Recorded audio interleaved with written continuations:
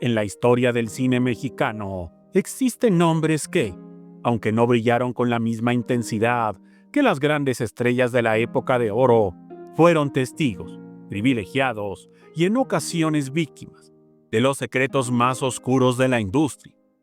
Uno de esos nombres es Carlos Martínez Baena, un actor español que llegó a México en los años 30 huyendo de la Guerra Civil Española y que, evidentemente, tenía huellas en su corazón imborrables. Se convirtió en un rostro recurrente en papeles de reparto. Fue sacerdote en las películas religiosas, abogado en los melodramas judiciales, médico en los dramas familiares. No tenía el brillo de un Pedro Infante, ni la picardía de Germán Valdés Tintán, mucho menos la fortuna colosal de un Mario Moreno Cantinflas.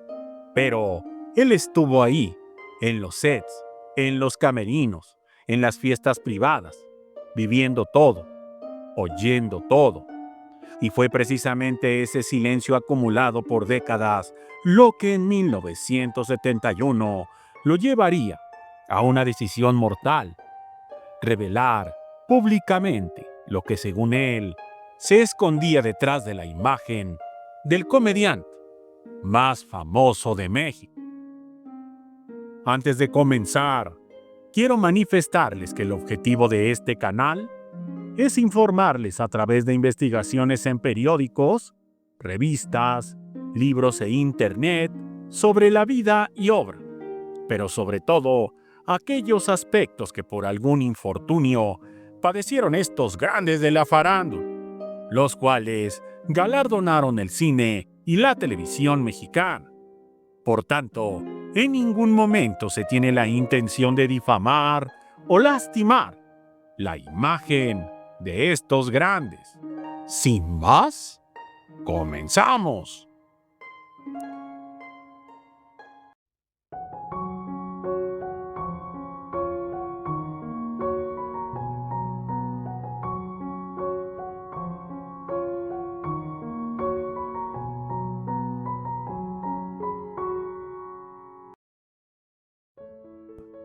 Para 1971, Carlos Martínez Baena tenía 81 años de edad.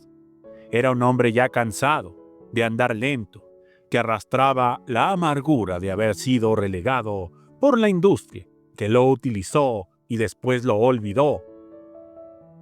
Mientras las portadas de las revistas de espectáculo celebraban los viajes internacionales de Cantinflas, su amistad con presidentes, empresarios y hasta líderes religiosos, Baena vivía modestamente en un departamento del centro de la Ciudad de México, sobreviviendo con los pocos ahorros que le quedaban y con las repeticiones de algunas películas que todavía le generaban algo de regalías. Los viejos del medio lo recordaban como un hombre de carácter fuerte, irónico, que no callaba nada, decía lo que pensaba y en más de una ocasión había criticado cómo la industria del cine se había convertido en un negocio de mafias y favores políticos. Pero lo que tenía guardado sobre Mario Moreno era distinto. Era, según él, un secreto tan grave que podía sacudir los cimientos de la farándula mexicana. A principios de mayo de 1971, Carlos Martínez Baena recibió en su casa a un joven periodista de una estación de radio cultural. La cita parecía rutinaria.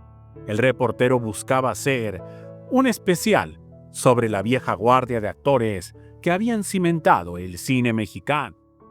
Sin embargo, lo que comenzó como una charla nostálgica terminó en una revelación que jamás sería publicada. Cantinflas no es lo que México cree. Detrás de un traje de peladito se esconde un hombre ligado al crimen organizado.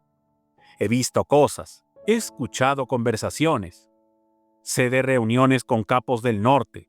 Cantinflas no solo hacía reír, también hacía negocios sucios.